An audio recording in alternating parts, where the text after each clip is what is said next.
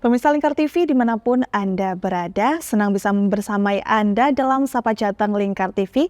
Di episode kali ini kita akan membahas mengenai implementasi siaga mini stroke yang ada di Rumah Sakit Umum Daerah Dr. Haji Suwondo, Kabupaten Kendal. Dan pemirsa membahas mengenai stroke ini mungkin sudah dibahas atau sudah ditetapkan oleh WHO sebagai salah satu penyakit yang mematikan di dunia, bahkan di Indonesia. Membahas mengenai hal ini, kami akan membahas lengkapnya bersama dengan ahli-ahli di bidangnya yang berada di sebelah kiri saya yang akan saya sapa terlebih dahulu.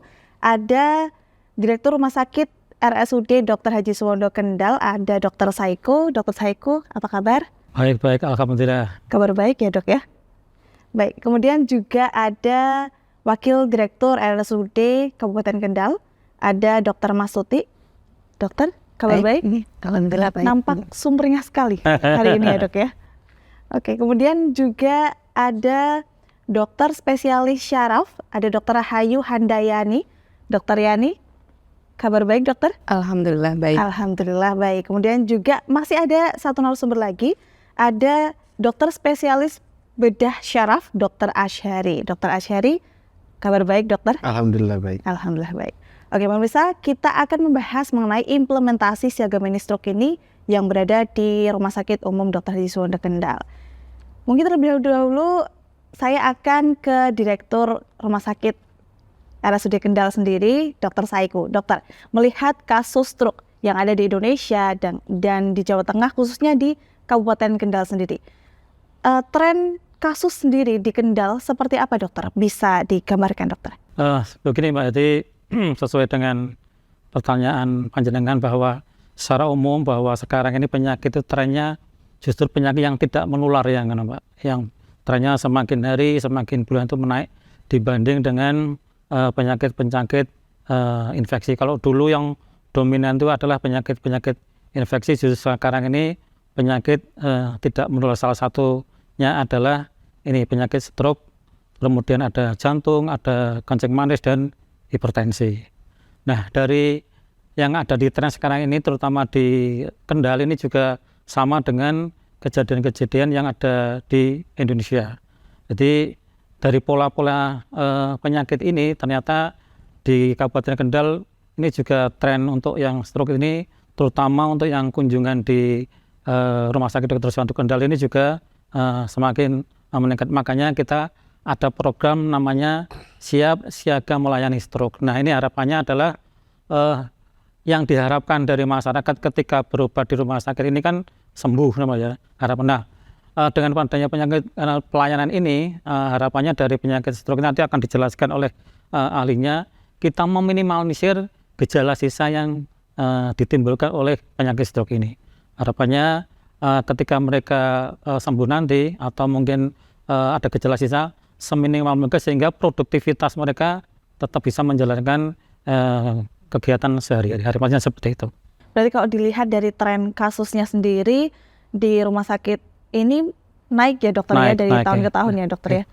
Baik dari segi jumlahnya maupun juga mungkin nanti akan secara detail disampaikan secara kualitas mungkin juga akan naik dilihat dari segi umurnya. Kalau yang dulu itu orang kena stroke biasanya kan orang-orang usia 60 tahun ke atas. Sekarang itu juga timbulnya lebih dini nih, atau lebih dini. Nanti kenapa penyebabnya nanti bisa ditanyakan umur 40, 30, ada juga yang sudah kena stroke. Gitu ya. Oke, kemarin sempat diresmikan pelayanan siaga mini stroke ini oleh Wakil Bupati Kabupaten Kendal. Ya. Kenapa sih dok harus siaga mini stroke ini? Kenapa harus ada pelayanan ini di Kendal? Oke, jadi kalau dari tadi sesuai dengan trennya kunjungannya semakin banyak. Nah ini kita berharap dengan adanya mini stroke ini kita siap melayani karena ini kan perlu penanganan yang cepat dan tepat sehingga yang diharapkan tadi meminimalisir gejala sisa yang ditimbulkan oleh stroke ini. Oke, baik. Kemudian untuk skema pelayanannya, nih kita bergeser ke Dr. Masuti. Untuk SOP-nya, kemudian pelayanannya pasien stroke ini di RSUD Kendal seperti apa dokter? Bisa diceritakan? Baik, terima kasih. Jadi perlu kami sampaikan bahwa penyakit stroke ini adalah penyakit emergensi atau darurat. Sehingga pasien ini akan diarahkan untuk menuju ke instalasi gawat darurat. Perlu kami sampaikan juga kepada masyarakat ketika ada gejala penurunan kesadaran, kemudian anggota gerak badan lemah sebelah, kemudian mulutnya perot dan mungkin berbicara pelo, itu salah satu gejala stroke. Jangan ke puskesmas atau ke klinik rawat jalan, namun segera ke UGD, karena semakin cepat pasien itu mendapatkan penanganan, maka harapan untuk sembuh ataupun bisa pulih kembali, ya meskipun tidak 100% ya, itu lebih tinggi. Jadi harapannya pasien menuju ke UGD, dan kami RSUD Dr. Suwondo Kendal sudah mempunyai tim coach stroke ya. Jadi tim yang terdiri dari dokter UGD, kemudian dokter konsultan dan juga perawat serta petugas-petugas kesehatan di unit penunjang. Kami mempunyai tim yang solid yang akan memberikan penanganan.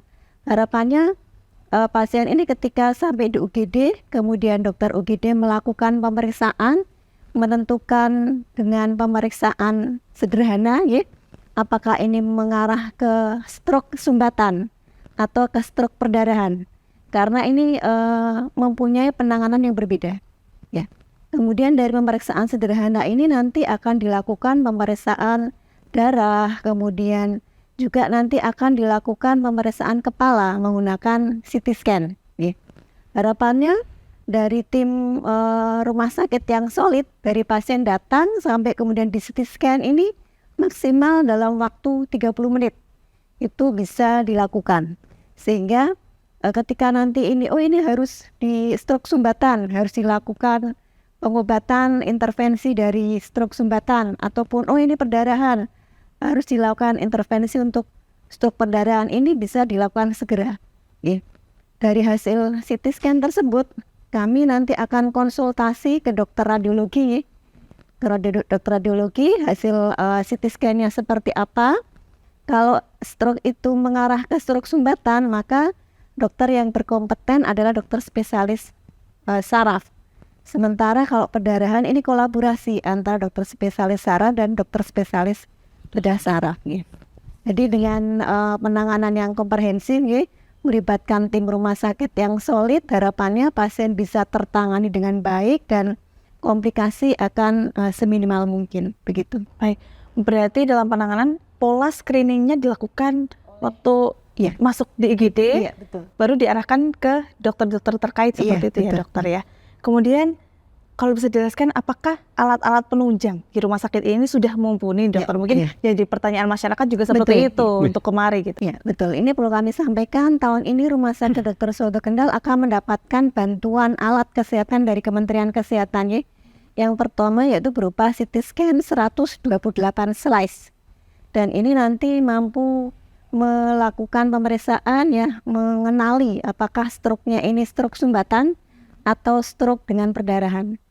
Kemudian kami juga akan mendapatkan alat cath lab, di mana dengan alat ini nanti akan memberikan pengobatan untuk intervensi penyakit stroke dengan sumbatan dengan teknologi canggih, sehingga harapannya pasien ini bisa ditangani dengan baik dan kesembuhannya dan komplikasi pasca terkena stroke ini bisa seminimal mungkin begitu. Berarti tadi ada tim yang berjaga di IGD untuk men-screening itu. Sebenarnya pola screening sendiri dokter untuk mengetahui sebenarnya ini stroke masuk kategori tersumbat atau pendarahan tadi, itu seperti apa pola Dari screening itu?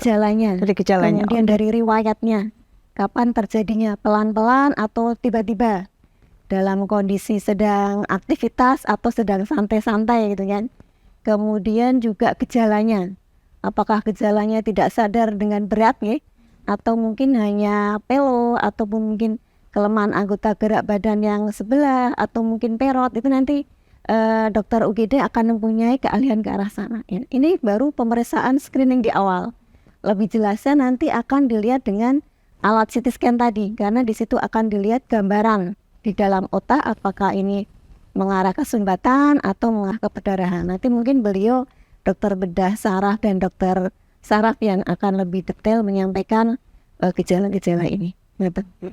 Dokter ini setelah dilakukan screening, apakah langsung diarahkan ke dokter terkait atau masyarakatnya harus menunggu? Mungkin biasanya masyarakat juga bertanya-tanya, nanti kok biasanya kalau IGD harus menunggu dulu, antri dulu. Kalau di sini bagaimana dokter? Kalau UGD ini kita memberikan penanganan sesuai dengan tingkat kedaulatannya. Kalau stroke ini adalah emergensi yang harus segera. Harus segera Karena ya. terlambat sedikit saja nanti akan menimbulkan akibat yang fatal, meninggal ataupun nanti gejala sisanya akan komplikasinya akan banyak. Jadi tadi ketika datang segera mungkin kami standarnya 30 menit nih dok. Harus bisa diupayakan dapat dilakukan CT scan, kemudian maksimal 4,5 jam sampai 6 jam ini harus dilakukan intervensi sesuai dengan gejalanya mengarah kemana begitu. Jadi kami juga sudah melakukan pelatihan untuk tim ini untuk tim coach stroke ini bagaimana melakukan langkah-langkah yang cepat sigap sehingga akan memberikan pelayanan prima untuk pasien dengan pelayanan yang prima dan output yang bagus juga. Luar biasa, artinya memang sudah ada SOP-nya sendiri, jadi pasien datang sudah terlayani, ada timnya sendiri. Dan tentu sebelum ditangani oleh dokter spesialis yang terkait, dokter UGD akan memberikan pelayanan yang pertama mungkin dari jalan nafasnya, mungkin karena tidak sadar kemudian ada sumbatan dari kotoran-kotoran dari daha ataupun lendir itu akan dibersihkan, kemudian kalau memang memerlukan bantuan oksigenasi diberikan oksigen, kemudian dipasang infus untuk tempat memasukkan obat-obatan yang diperlukan dan dimasukkan obat-obatan yang memang di situ diperlukan untuk penanganan awal penyakit stroke ini sebelum nanti dikonsulkan lebih lanjut ke dokter-dokter yang akan dikonsulkan. Baik, terima kasih Dokter Masuti. Nah, pemirsa, membahas mengenai stroke ini masih kompleks sekali. Untuk membahas lebih detailnya, setelah ini kami akan membahasnya bersama dengan kedua dokter spesialis saraf dan juga spesialis bedah syaraf.